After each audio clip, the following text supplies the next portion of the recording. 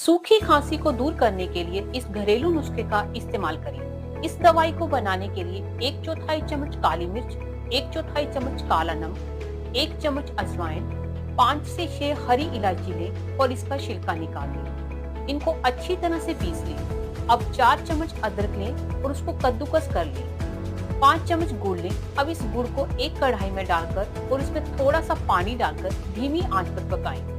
जब ये गुड़ पिघल जाए तो इसमें सारी चीजों को मिक्स करें और फिर 1 से 2 मिनट तक धीमी आंच पर पकाएं। अब इस मिश्रण को कांच के जार में डालकर आप इस दवाई को सुबह और रात को आधा आधा चम्मच गर्म पानी के साथ लें। इस दवाई को लगातार 3-4 दिन खाने से आपको काफी राहत